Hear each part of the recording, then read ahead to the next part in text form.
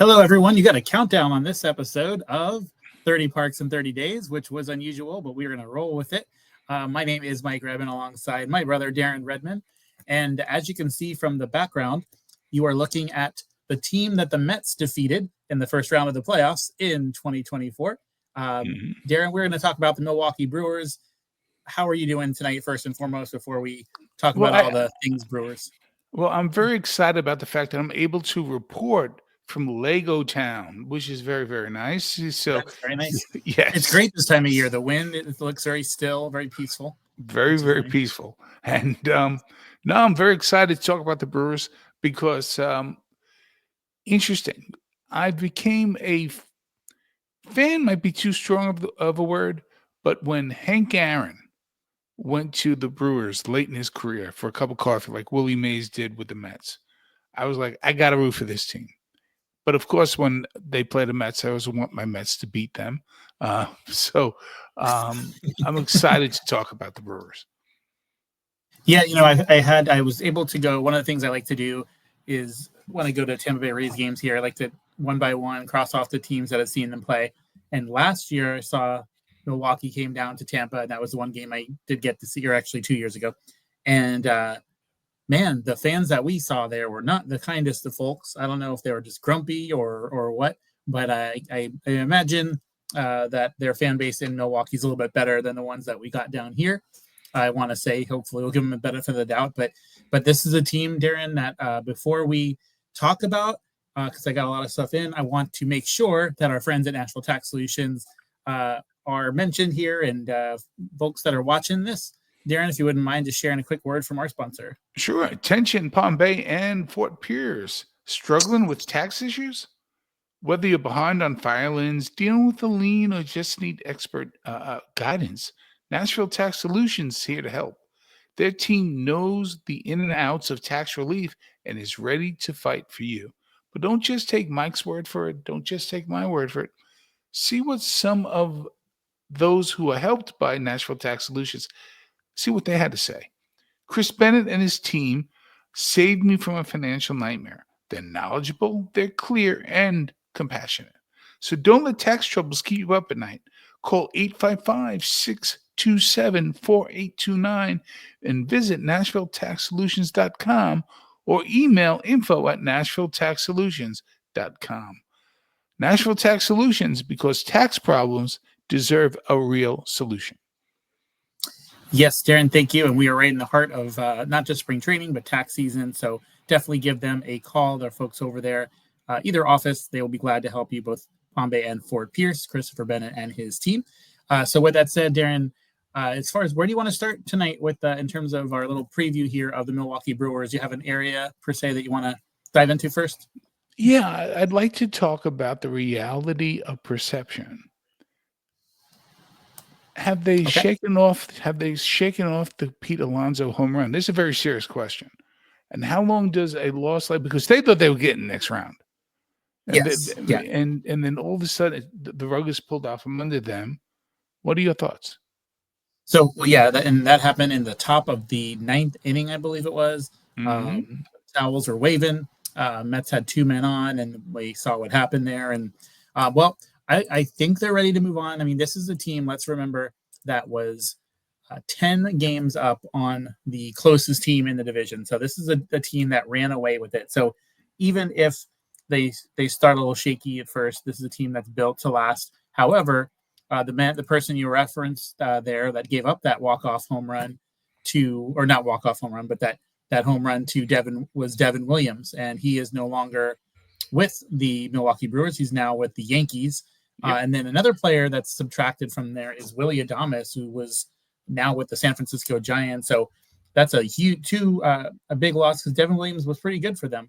But that pitch aside, so I don't think there'll be too much. I think they're excited to get out there and move things along, and especially with the division. I'm not saying they're going to run with it again. I think there's some teams in this division that are going to be significantly better this year than they were. But I think they can shake it off. They're still a very deep team. We shall see, I guess. But what are your thoughts on that? I think it lingers. Okay. I think it lingers. I think they'll get hot in the summer, But I think the first couple of months is going to be tough.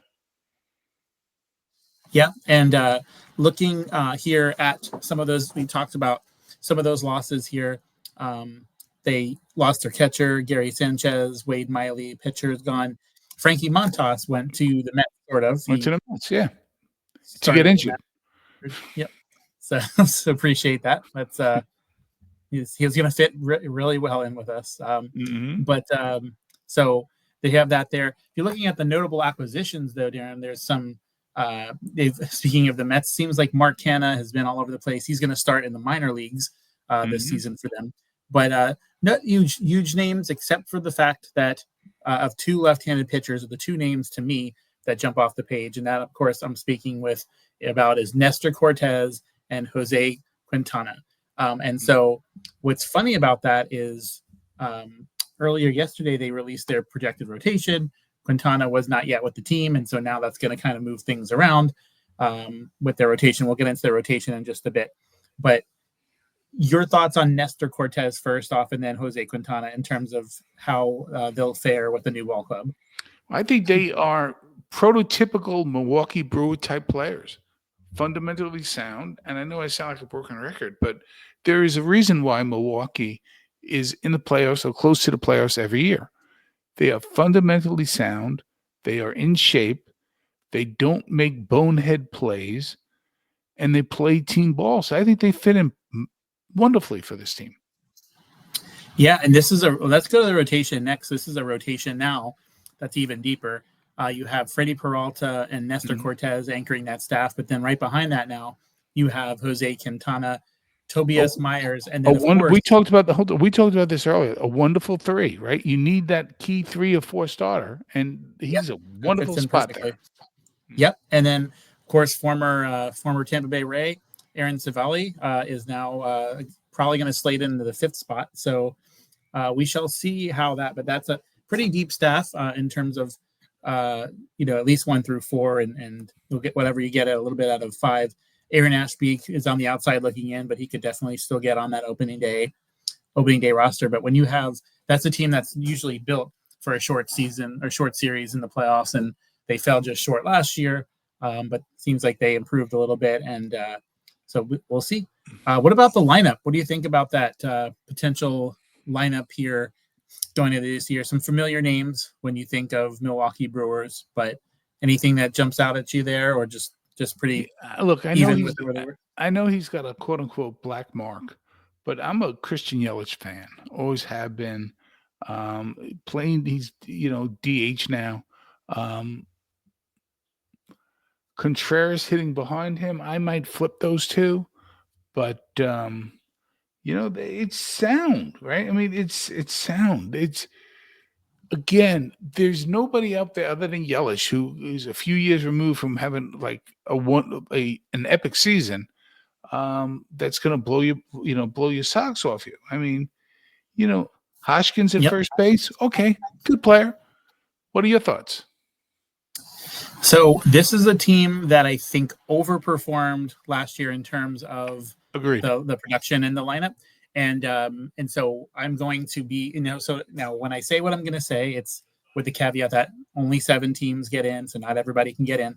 So but with that said, I am going to go out on a limb here, and this is not a knock on them, whatnot, but it's not just the same thing every year. A lot of times people just automatically they finish first, they're going to finish first. So unfortunately, and I would say this is probably the highest team that's not going to get in, but I'm going to go ahead and give them the X. I know that's a pretty bold statement considering how good they were last year, a 10-game lead in the division. But I do feel highly about another team in that division that can overtake that spot. And I think the Brewers will be right there, but there's some other teams in some other divisions that got just a little bit better that I think will surpass that. So if they prove me wrong, they prove me wrong. Not by any fault of the rotation. I just feel like the lineup overperformed last year, and it's going to take, it's going to be pretty difficult to duplicate that this year. So all in all, summing up, I'm pitting the Brewers just they'll be the Diamondbacks of the 2025 season in terms of just falling short. Just falling short. I can sign up for that. Yeah, they finished 10 games in front, but 93 to 83. I mean, You had the Chicago Cubs with 83 wins. You had the Cardinals with 83 wins.